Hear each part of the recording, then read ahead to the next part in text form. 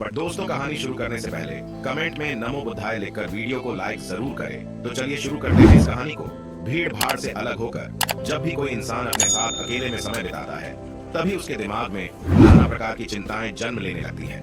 मनुष्य की प्रवृत्ति ही ऐसी है कि वो ज्यादातर समय नकारात्मक ही सोचता है। अपने लक्ष्य को कैसे प्राप्त किया जाए, ये सोचने की जगह है। वो ये सोचता है कि अगर लक्ष्य पूरा नहीं हुआ तो मैं क्या करूंगा, और इस प्रकार की नकारात्मक विचारधारा के कारण जीवन पर्यंत डर डर कर जीता रहता है।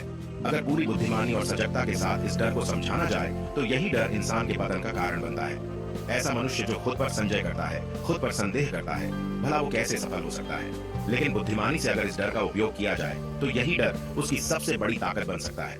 काश केवल एक बार उसने खुद पर विश्वास किया होता तो उसे मालूम होता है कि उसके डर में ही उसकी ताकत का रहस्य छुपा हुआ है।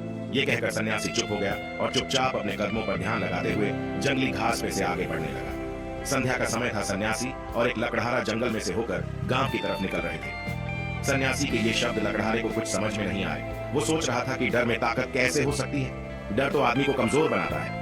अपने मन की उत्सुकता को जब वह काबू नहीं कर सका तो उसने सन्यासी से पूछा कि महात्मा ना, आप ये क्या कह रहे हैं कि डर में ताकत होती है? डर तो आदमी को कमजोर बनाता है, उसे तो अपना डर दूर करना चाहिए।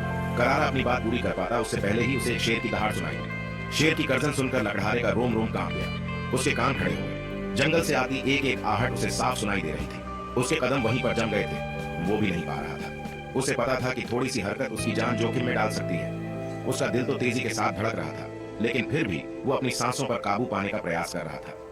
कुछ देर बाद जब खतरा टल गया तब सन्यासी ने कहना शुरू किया। सन्यासी ने कहा कि अभी जब तुम डरे हुए थे तो तुम्हारे शरीर का रोम रोम जाग गया था। जंगल से आ रही छोटी से छोटी आहट पर भी तुम्हारा ध्यान लगा हुआ था। तो इस प्रकार अपने मन के डर के कारण तुम होश में आ पाए, तुम पूरा ध्यान लगा पाए। इससे पहले जब तक तुम्हें शेर की दहाड़ सुनाई नहीं दी थी तब तक तुम अपने विचारों में खोए हुए थे। लेकिन जैसे ही तुम्हें शेर की दहाड़ सुनाई दी वैसे ही तुम्हारे सारे विचार गायब होकर हम वर्तमान में उपस्थित हो गए थे। यदि तुम्हें अभी शेर से बचकर भागना होता या फिर उससे लड़ना होता तो तुम्हें अपने शरीर की वो क्षमता देखने को मिलती जो आज तक जीवन में तुमने खुद भी महसूस नहीं की होगी। जब कोई कुत्ता तुम्हारे पीछे दौड़ता है उस समय तुम्हारी जो रफ्तार होती है वो तुम्हारी आम जिंदगी से कहीं ज्यादा होती है। साधारण जीवन में तुम इतने तेज नहीं दौड़ पाओगे जितना कि एक कुत्ते के सामने दौड़ पाओगे। ये ताकत या कहें कि हमारे शरीर की क्षमता अभी देखने को मिलती है। जब हमारा मन डर में होता है, किसी डरावनी परिस्थिति में हमारा मस्तिष्क और हमारा शरीर अपने उच्चतम श्रेणी में काम करता है। जो काम तुम आम जिंदगी में नहीं कर पाते वो तुम्हें डरा कर कराया जा सकता है। जहाँ पर भी तुम्हें डर का एहसास होता है वहीं पर तुम्हारी इंद्रियां पूर्ण रूप से सक्रिय हो जाती हैं।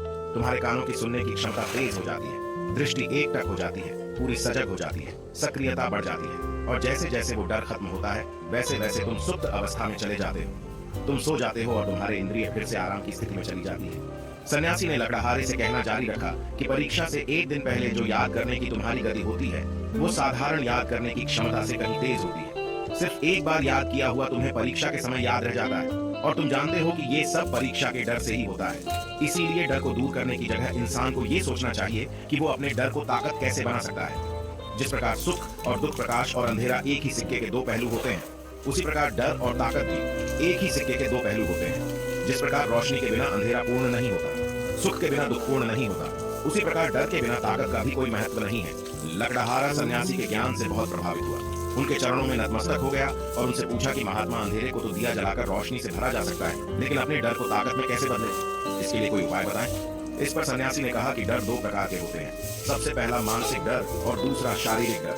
सन्यासी ने लकड़हारे को समझाते हुए कहना शुरू किया कि मान लो तुम्हें जंगल से होकर गुजरना है और अचानक तुम पाते हो कि तुम्हारे मन में शेर का ख्याल आ गया। अभी तक प्रत्यक्ष रूप में शेर तुम्हारे सामने नहीं आया है ना, उसकी दाढ़ सुनाई दी, मतलब दूर दूर तक कोई अंदेशा नहीं है कि जंगल में शेर मौजूद है। लेकिन शेर का ख्याल आने से तुम्हारे मन में एक डर पनप गया। अब तुम्हारा उठने वाला एक एक कदम उसी डर से अभिभूत होगा। हर समय तुम्हारे मन में यही ख्याल चलेगा कि कहीं शेर ना जाए। ये शेर वर्तमान में तुम्हारे सामने नहीं है, ये तुम्हारी बहुविषय की कल्पना है। इसी प्रकार जो मनुष्य अतीत और भविष्य की चिंताओं में डूबा रहता है वो मानसिक डर का शिकार होता चला जाता है। इसी विडंबना के कारण वो अपने जीवन में जीतने भी निर्णय लेता है। वो सारे मानसिक डर से ग्रसित होते हैं। इसीलिए ज्यादातर मनुष्य पूर्ण रूप से अपने निर्णय पर भरोसा नहीं कर पाते हैं, और यही निर्णय या फिर फैसले जो आधे मन से लिए जाते हैं मनुष्य के कार्य को पूरा नहीं होने देते। लेकिन ये भी सत्य है कि मानसिक डर के कारण ही इंसान अपनी तैयारी पूरी करता है। अगर तुम्हारे मन में शेर का ख्याल नहीं आएगा तो तुम शेर से सुरक्षा के लिए कोई भी कदम नहीं उठाओगे। लेकिन अगर तुम्हें शेर का ख्याल आ गया तो तुम उससे सुरक्षा के लिए कोई ना कोई तरीका जरूर अपनाओगे। तो इसीलिए मानसिक डर बेकार नहीं होता। वो आपकी सुरक्षा को और ज्यादा मजबूत भी करता है। लेकिन समस्या तब शुरू होती है जब आप चाहकर भी कुछ नहीं कर सकते, लेकिन उसके बावजूद आप मानसिक डर झेल रहे होते हो। उदाहरण के लिए कुछ मनुष्य हमेशा ये सोचते रहते हैं कि उन्हें कोई बीमारी ना हो जाए, कहीं उनके साथ कोई दुर्घटना घट जाए, कहीं उनके साथ कोई धोखा ना कर दे। लेकिन इन सब घटनाओं पर उनका कोई जोर नहीं होता है, ये उनके हाथ में नहीं होता है। अगर दुर्घटना होनी होगी तो होगी ही, अगर बीमारी होनी होगी तो होगी ही। अच्छा खान पान और अच्छी दिनचर्या का पालन करने के बाद भी अगर कोई मनुष्य बीमार हो जाता है तो ये उसके नियंत्रण के परे की बात है। अपनी तरफ से उसने पूरी कोशिश की और यही उसका कर्तव्य था। उसमें कोई कुछ क्या कर सकता है। जो घटनाएं इंसान की पहुंच के परे होती है वो उनसे भी परेशान होता रहता है, उनसे भी उसका मन घबराता रहता है और यही मानसिक डर उसके पतन का कारण बनता है। और यही मानसिक डर अगर सही तरीके से इस्तेमाल किया जाए तो मनुष्य समझदार और अनुभवी कहलाएगा। जो इंसान ये सोचता है कि कांटे सिर्फ दर्द देने के लिए ही बने हैं, वो ये भूल जाता है कि कांटे ही फूलों की रक्षा करते हैं। इसी प्रकार एक ज्ञानी मनुष्य किसी भी चीज का उपयोग अपने सकारात्मक तरीके से कर सकता है, लेकिन एक अज्ञानी मनुष्य अपनी अज्ञानतावश उन चीजों को भी छोड़ देता है जो उसके लिए उपयोगी होती है।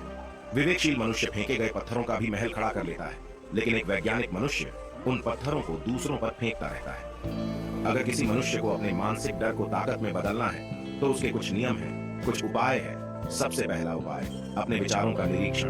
अगर हम अपने जीवन में अपने विचारों का निरीक्षण करेंगे तो हम पाएंगे कि ज्यादातर विचार हमारे काल्पनिक होते हैं और इसीलिए जो डर उन विचारों के कारण पनपता है वो भी काल्पनिक होता है। ज्यादा सोचने वाले लोगों को जब सोचने के लिए कुछ नहीं मिलता तो वो निरर्थक बातों के बारे में सोचने लगते हैं और वो बेकार के विचार उसे तो परेशान करते ही हैं, साथ के साथ उसके परिजनों को, उसके सगे संबंधियों को भी परेशान करते हैं। इसीलिए ज्यादा सोचने वाले लोगों को यह समझना चाहिए कि मन में उठ रहे तमाम विचारों में से काम के विचार कौन से हैं और बेकार के विचार कौन से हैं। जो निरर्थक विचार हो उन्हें दूर करते जाओ और जो सार्थक विचार हो उनको गहराई से सोचना शुरू करो।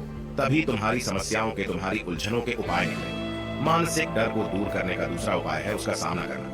इसका मतलब यह नहीं है कि तुम शेर के सामने जाकर खड़े हो जाओ, बल्कि इसका मतलब यह है कि पूर्ण सुरक्षा के साथ तुम जंगल में जा रहे हो। यदि जंगल में जाना बहुत आवश्यक है तो तुम शेर के डर से अपने घर पर नहीं बैठ सकते हो। इसी प्रकार मनुष्य के जीवन में बहुत सारे डर होते हैं, जैसे कि परीक्षा का डर, लक्ष्य ना पाने का डर, झूठ बोलने का डर, सच के पता लग जाने का डर, अपनों को खो देने का डर, दुर्घटना हो जाने का डर। लेकिन जैसे जैसे समय के साथ इन डरों का सामना किया जाता है वैसे वैसे ये डर जीवन से दूर होते चले जाते हैं। अगर तुम इनसे बचने का प्रयास करते हो तो ये जीवन भर तुम्हें सताते रहेंगे। ये तभी दूर हो सकते हैं जब तुम इनका सामना करो। कुछ लोगों को तो दूसरों के सामने खुलकर बात करने में भी डर लगता है। ऐसे लोगों को अनजान लोगों से बात करनी चाहिए। जितना ही वो लोगों से बात करेंगे उतना ही उनके मन का डर दूर होता जाएगा। मानसिक डर को ताकत में बदलने का तीसरा उपाय है अपने डर को स्वीकार करना। बहुत से लोग अपने जीवन में अपने डर को स्वीकार ही नहीं कर पाते। अगर आप उनसे पूछेंगे कि उन्हें किस चीज से डर लगता है तो वह साफ इनकार कर देंगे कि उन्हें किसी चीज से कोई डर नहीं लगता। लेकिन दूसरों की नजरों में ऊंचा उठने के लिए ये झूठ उन्हें बहुत महंगा पड़ता है। अगर वो अपने डर को स्वीकार करना नहीं सीखेंगे तो वो जीवन पर्यंत उस डर से मुक्त नहीं हो पाएंगे। इसीलिए समझदारी इसी में है कि अपने डर को स्वीकार कर लिया जाए। अगर आपको किसी चीज से डर लगता है तो किसी से शर्माने की या झिझकने की जरूरत नहीं है। हर मनुष्य को, हर इंसान को किसी न किसी चीज से डर लगता ही है और आप पाएंगे कि जैसे ही आप अपने डर को स्वीकार करते हैं वैसे ही आपका डर खत्म होना शुरू हो जाता है। और जितना ही आप अपने डर को छुपाने की कोशिश करेंगे आपका डर उतना ही मजबूत होता चला जाता है। ये सारे तरीके तुम्हारे मानसिक डर को दूर कर सकते हैं, लेकिन शारीरिक डर को दूर करने के लिए तुम्हें दूसरे तरीके अपनाने होंगे। सबसे पहले ये समझो कि शारीरिक डर कौन सा होता है। मान लो तुम किसी जंगल से गुजर रहे हो और अचानक तुम्हारे सामने शेर आ जाता है। तुमने पहले नहीं सोचा था कि शेर तुम्हारे सामने आ सकता है, लेकिन जब वो तुम्हारे सामने आता है तो तुम्हारी सारी शारीरिक गतिविधियां शिथिल हो जाती है, तुम्हारी सांसें अटक जाती हैं, मस्तिष्क काम करना बंद कर देता है और तुम्हारा दिल तेजी के साथ धड़कने लगता है। तो इसीलिए जब बिन सोची बात हमारे साथ घटित होती है तो हमारा शरीर उस डर को महसूस कर पाता है और वही शारीरिक डर कहलाता है। ऐसे समय में शारीरिक डर को दूर करने के कुछ उपाय हैं, कुछ तरीके हैं। सबसे पहला उपाय तो यही है कि अपने ऊपर संयम रखें। जब किसी मनुष्य के साथ बिन सोची बात घटती है तो सबसे पहले उसका संयम टूट जाता है और संयम टूटने के साथ उसका मस्तिष्क काम करना बंद कर देता है और इसी वजह से सोचने और समझने की प्रक्रिया भी रुक जाती है, क्योंकि हमारा शरीर उसी प्रकार कार्य करेगा। इस प्रकार हमारा मस्तिष्क उसे निर्देश देगा। अगर मस्तिष्क की सोचने समझने की शक्ति खत्म हो गई तो हमारा शरीर भी शिथिल हो जाता है।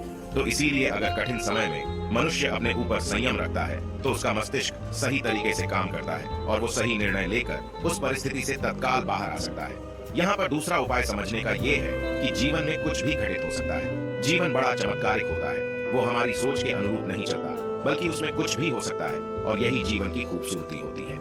अगर आपको आज ही पता चल जाए कि आने वाले 10 साल तक आप क्या कर पाएंगे तो आपकी जीवन में से रुचि खत्म हो जाएगी। लेकिन अगर जीवन एक रहस्यमयी किताब की तरह बना रहेगा तो आप अपने जीवन से कभी नहीं थकेंगे। आपका जीवन आपको आश्चर्यचकित करता रहेगा।